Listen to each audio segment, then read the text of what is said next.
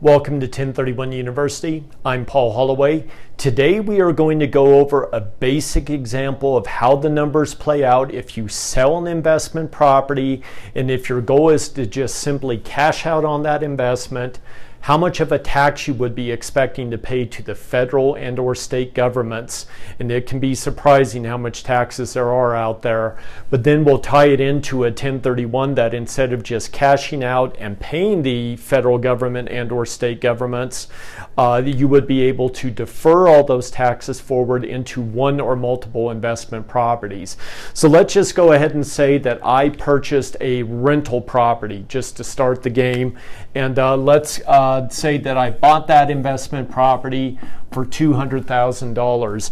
Now, a common term that your CPA is probably going to use in talking to you about this investment is that this is your basis, that being your starting point of this investment. So you bought it for $2, that's your basis, that's your starting point.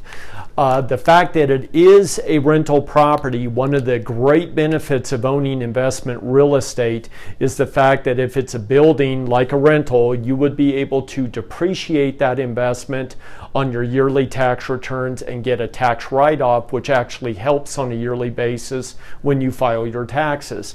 So let's assume on this example that we took throughout the years $40,000 of depreciation.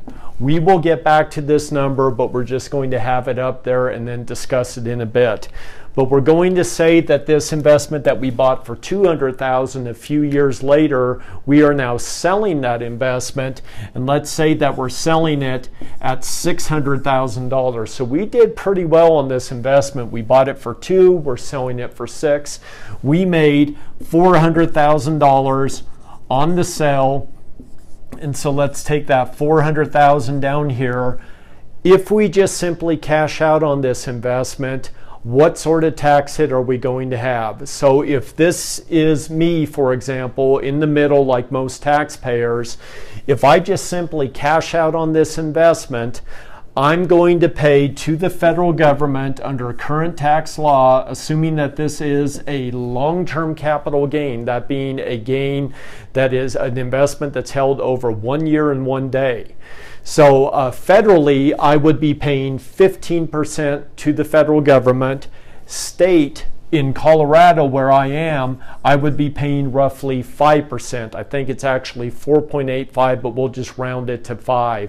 So if I just simply cash out on this investment, between federal and state, I am looking at a 20% tax hit. So of the $400,000 of gain, I am going to lose $80,000 of that money out of my pocket into the federal and state government. So that money is no longer mine. Another item that a lot of people forget about is right back up to this blue figure. What about that $40,000 of depreciation that we took throughout the years? So let's go ahead and bring that down to the equation. So what the IRS says is, yeah, you can have the write-offs on a yearly basis, but if you just simply cash out, we, the IRS, get to recapture that depreciation at a 25% rate. I like to refer to this as phantom gain because it really isn't the fact that the property went up in value by this $40,000. It's that you took those write-offs, and this is the piece that a lot of people forget about. So above and beyond this $80,000 that you would lose out on, the $40,000 that is taxed at 25%, that is an additional $10,000 that you would lose out on, and it would go to the federal government. A couple more tax rates that I did not even touch on that may or may not affect you, but you should be aware of.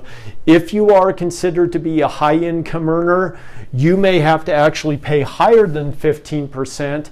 Many high income earners are actually paying as high as 20% federally. So 20 plus 5 would be 25% and a much higher figure than that $80,000.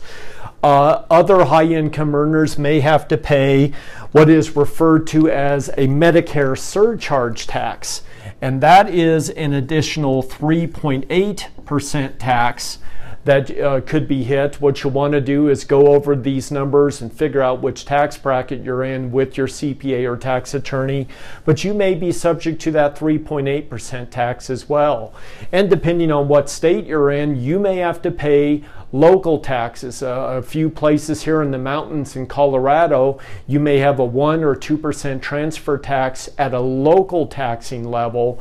So there is potential for an additional 2% tax, for example, in certain states. So definitely be aware of the locale that you are in and verify as to whether or not those taxes may be able to be deferred as well.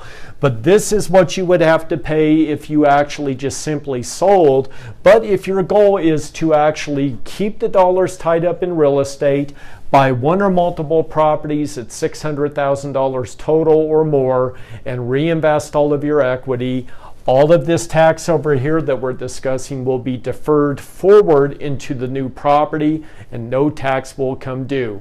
So that is the great benefit of doing the exchange. And I think as your clients sit down with their CPA and crunch these numbers and find out which tax bracket they're in, many times it will make sense as to why they're going to want to explore doing a 1031 exchange. So hopefully this gave you a little bit of clarity on how the numbers play out.